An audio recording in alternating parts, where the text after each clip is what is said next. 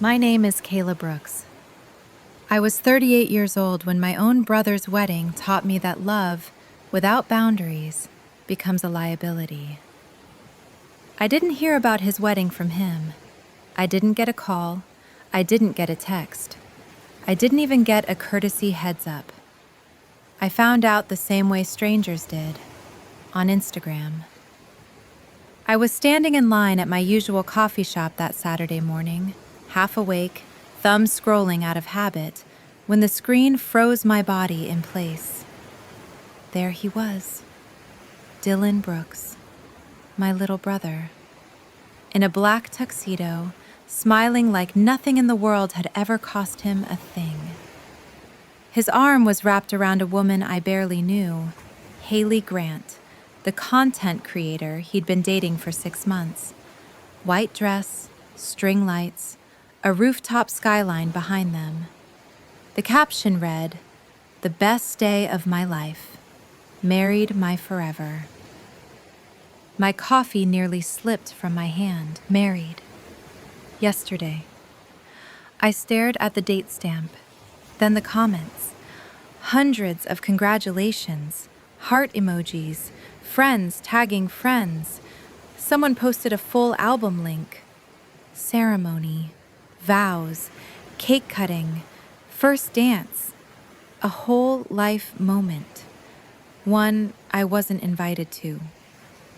I stepped out of line, found an empty table, and hit call. Voicemail. I called again. Voicemail. By the 7th call, my thumb was shaking. Finally, someone answered. But it wasn't my brother.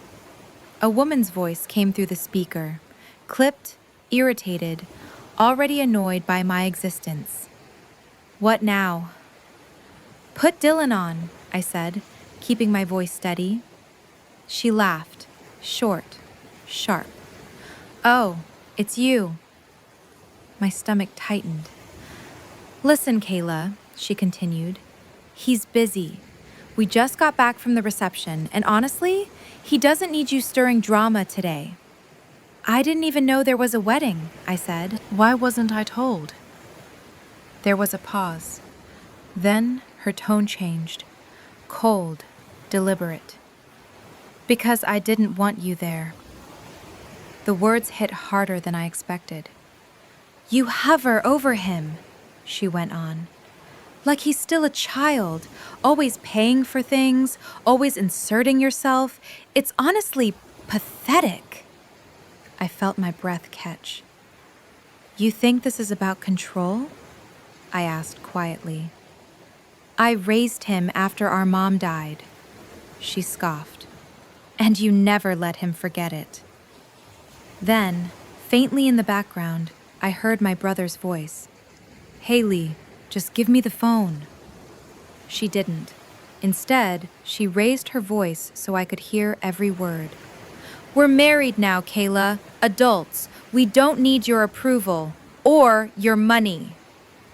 My hands were trembling, but my voice stayed calm. The condo you're unpacking in right now, I said, is in my name. The mortgage comes out of my account. And the Europe Study Fund, that's mine too. She laughed again. Please, Dylan has brand deals lined up. My follower count just crossed 200,000. We'll handle it. Consider everything you paid a wedding gift. That was the moment something inside me cracked. Before our mother died, Dylan was 14. I was 23. I dropped out of college without hesitation. I waited tables at night, sold insurance during the day, took whatever work kept the lights on and food on the table. I paid for his engineering degree. I bought him a graduation gift, a $350,000 loft condo downtown. The title stayed in my name because he wasn't ready yet. I saved $35,000 for a Europe post-grad trip he'd dreamed about since high school. I never once called it sacrifice. I called it family. Dylan, I said into the phone, is that how you feel? There was a pause. Then his voice came through, tired, defensive. "She's right, Kayla. You always help. But it comes with strings. Strings." After 15 years of covering his life, I closed my eyes. "I didn't even get an invitation," I said. "And this is how you explain it?" "She knows what's best for us now," he replied. That was the sentence that ended us. 20 minutes later, I was driving to the condo. I didn't scream. I didn't cry. I just needed to look him in the eye. When he opened the door, she stood in front of him, blocking the entry like a guard dog. "What are you doing here?" she asked. "I'm talking to my brother," I said. "You can say whatever you want in front of me," she replied. "I'm his wife." Neighbors were already peeking out of their doors. Phones were out, recording. I looked at Dylan. "You let her call me pathetic." He avoided my eyes. "You make scenes," he said. "This is exactly what I mean." That was it. I didn't raise my voice. I didn't argue. I turned around and walked away. In the elevator mirror, I barely recognized myself. Calm on the outside, something permanent breaking underneath. Sitting in my car, I finally admitted the truth I'd been avoiding for years. They didn't want support. They wanted access, and they were about to lose it. I didn't cry when I got home. That surprised me. 15 years of sacrifice didn't collapse into tears. It collapsed into clarity. I walked into my home office, closed the door, and sat down at my desk like I was starting a workday. Because that's what this had become, a problem. And problems get solved. I opened my laptop and created a blank spreadsheet. The first column I titled Asset. The second, Value. The third, Legal Owner. No emotion, just facts. Line 1. Crossroads Loft Condo, Kansas City. Purchase price, $350,000. Current market value, $390,000 to $400,000. Legal owner, Kayla Brooks. Title never transferred. Mortgage in my name. HOA fees auto-drafted for my account. Line 2. 529 Education Savings Plan. Balance, $35,000. Account owner, Kayla Brooks. Beneficiary, Dylan Brooks. Beneficiary, not owner. Important distinction. Line 3. Europe Travel Fund. 2 premium economy tickets, Kansas City, Paris, Rome. Paid in full on my credit card. Total, $8,000. Refundable fare. I paused there, not because it hurt, but because I finally saw the pattern. Every single gift I'd ever given had remained legally mine, because deep down I always knew. I just didn't want to admit it. I added more rows: utilities, internet, streaming subscriptions, car insurance family plan, parking pass, extended warranties. By the time I finished, the total exposure sat just over $400,000. $400,000. Spent not on luxury, but on keeping someone else afloat. I saved the file as Exposure Audit. Then I opened a second tab. Action steps. Next to each asset, I added columns: cancellation method, legal risk, timeline, penalties. This wasn't revenge. This was separation. At 10:47 p.m., I scrolled to a contact I hadn't used in years. Morgan Reed, corporate attorney. We'd met through work conferences. Smart, efficient, no nonsense. I hesitated for half a second. Then I called. She picked up on the third ring. "Kayla," she said, "it's late. What's going on?" "I need a clean break," I replied. "Legally clean." She didn't ask for drama. She asked for details. I walked her through everything: the condo, the 529, the tickets, the wedding, the phone call. She listened without interrupting. When I finished, there was silence. Then she said, calmly, "You own everything." I closed my eyes. "All of it?" I asked. "All of it," she repeated.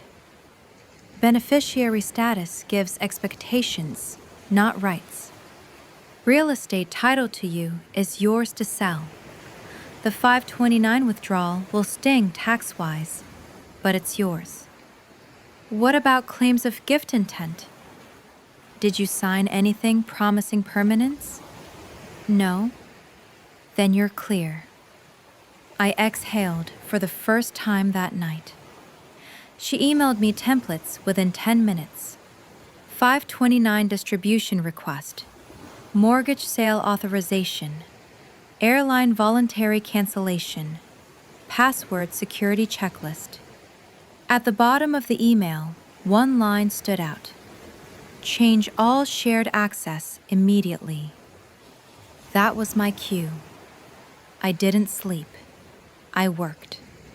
I changed every password: banking, utilities, streaming services, cloud storage, phone carrier, two-factor authentication enabled, family profiles deleted, access revoked. I didn't do it angrily. I did it methodically, like shutting down a system that no longer served its purpose. At 9:01 a.m., I called the airline. "Reservation under Brooks," I said. "I'd like to cancel both tickets." The agent typed. "These are flexible fares," she said. 70% refund after fees. "Process it." Confirmation email arrived before we hung up. $5,600 back to my card within 7 business days. Next, the 529. Online portal. Owner verification. Full distribution request. A warning popped up on the screen. 10% federal penalty applies. I clicked accept. Money wasn't the point anymore. Control was. Then, the condo. I called the realtor who'd helped me buy it years earlier. "List it today," I said. "Occupied?" he asked. "Not anymore," I replied. We priced it aggressively. Photo scheduled. Listing live by noon. Open house that weekend. By lunchtime, the machine was in motion. No screaming, no confrontations, just paperwork. At 1:17 p.m., I sent one text. One. You wanted independence. I'm granting it fully. No more financial support of any kind. Please don't contact me again. Sent. Then I blocked the number. That afternoon, offers started coming in. Cash buyers, out-of-state investors. One waived inspection entirely. By day 3, I accepted an offer at $395,000. 30-day close. No drama. I felt something unexpected settle in. Not guilt. Relief. For the first time in 15 years, my money was quiet. No outgoing alerts, no surprise expenses, no emergency calls, just silence. And it was peaceful. That night, I poured a glass of wine and sat on my balcony. The city lights blinked on below. I didn't feel like a villain. I felt like a woman who finally chose herself. I didn't know yet how badly their world would unravel. But I knew this.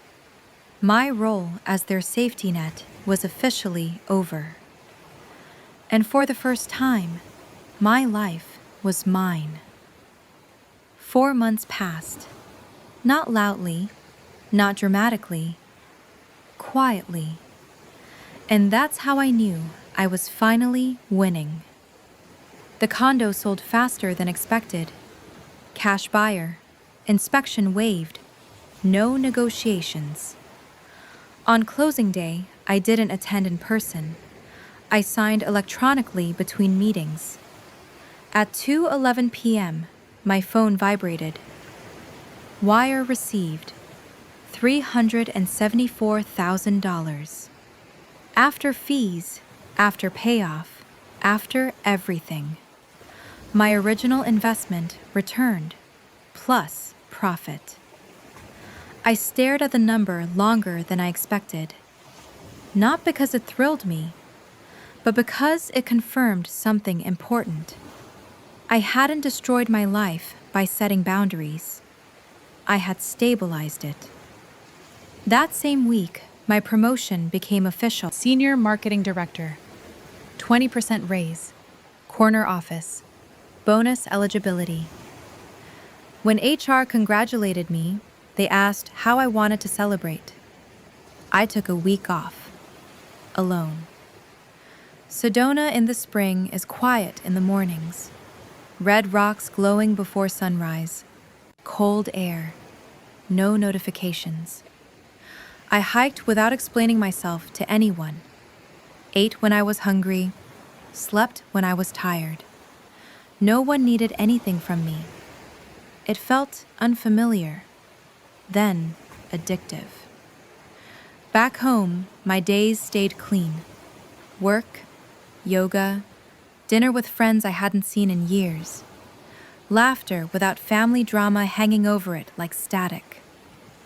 I didn't check their social media. I didn't ask mutual friends for updates. I didn't need to. Because karma doesn't announce itself. It arrives. The first sign came during a Tuesday afternoon meeting. Unknown number. I declined it. Then it rang again. I muted myself and answered. I didn't say anything. I just listened. There was breathing, uneven. Then a voice I hadn't heard in months. Sis?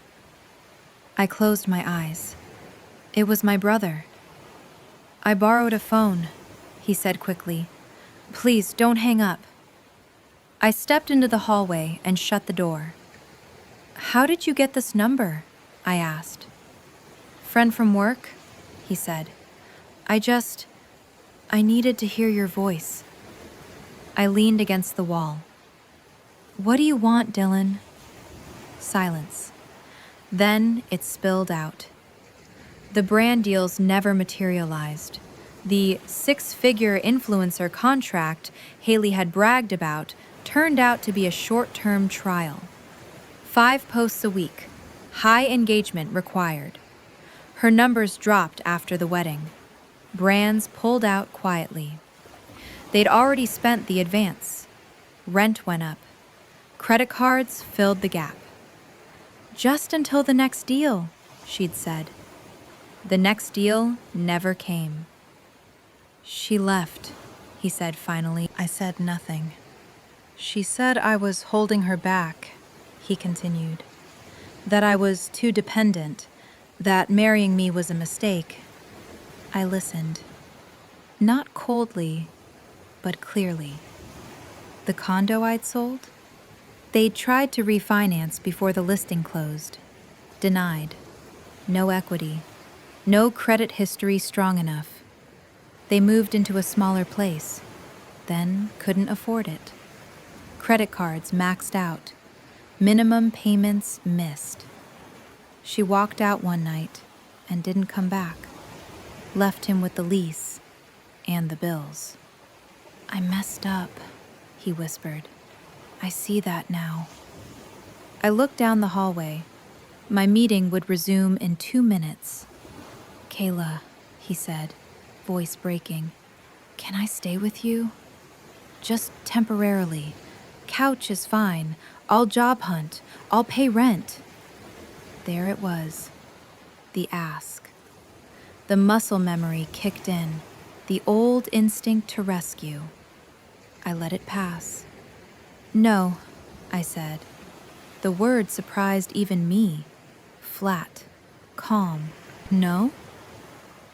"You wanted independence," I continued. "This is what it looks like."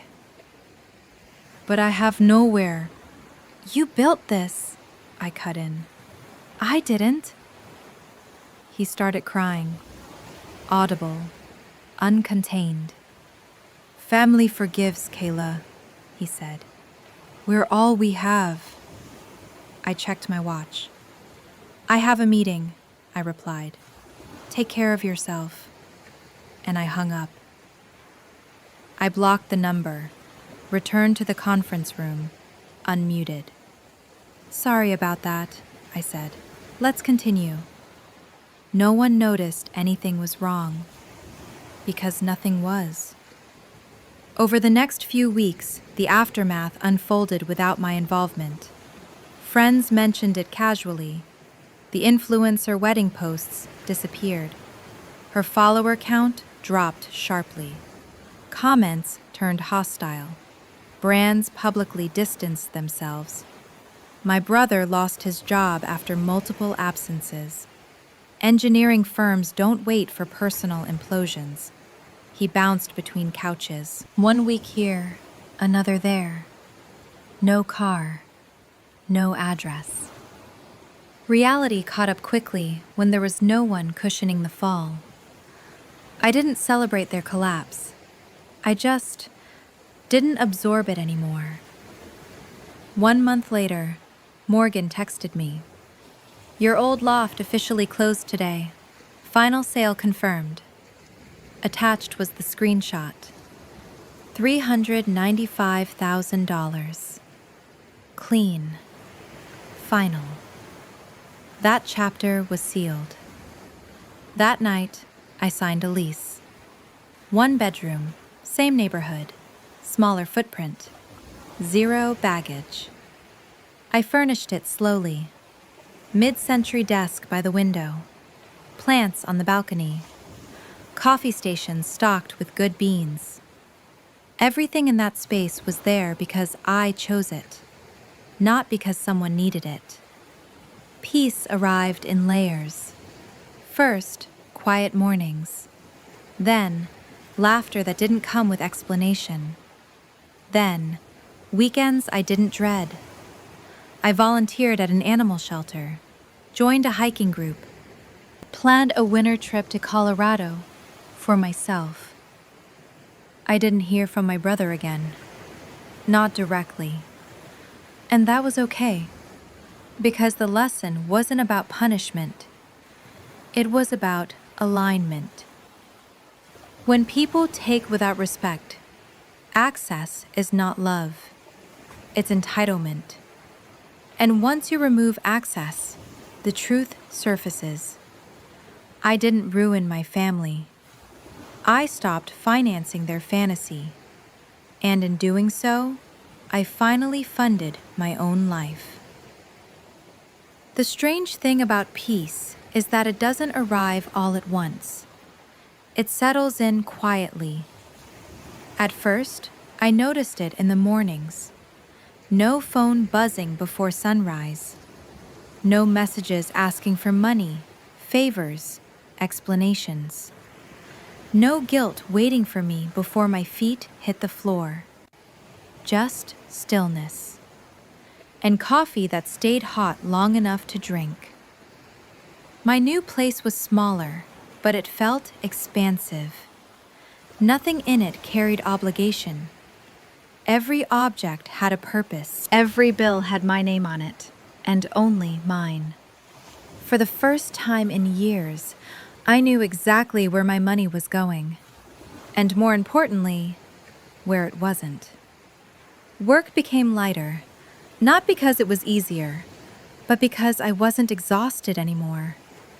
I stopped apologizing in meetings, stopped over-preparing to prove my worth, stopped absorbing stress that didn't belong to me. When people asked how I managed everything so gracefully, I smiled. They didn't know the cost of grace, or how expensive it had been to give it away for free. A few months later, I ran into an old acquaintance at a networking event. She asked if I had kids. I said no. She tilted her head. Family nearby? I paused, then answered honestly. No, but I'm okay. And I realized something in that moment. I wasn't lying. I used to think being a good woman meant being endlessly available, emotionally, financially, mentally. I thought love meant absorbing damage quietly so other people could stay comfortable. But love without boundaries isn't love. It's self-erasure. I didn't stop loving my brother. I stopped rescuing him. And that distinction changed everything. Because when you remove the safety net, people finally have to face the ground beneath their feet. Some learn to stand. Some don't. But either way, it's no longer your fall to break. My life didn't get louder after that. It got clearer. I traveled more. I slept better. I laughed without bracing for the next crisis. I trusted myself again. And that trust became the foundation for everything that followed. If you're listening to this and something feels familiar, if you're the one always handling it, always being strong, always paying in money, time, or silence, I want you to hear this. You are not selfish for stepping back. You are not cruel for saying no. You are not obligated to fund other people's choices with your life. Boundaries don't destroy families. Entitlement does. And the moment you stop confusing sacrifice with love, everything changes. I didn't lose my family that year. I found myself, and I haven't looked back since.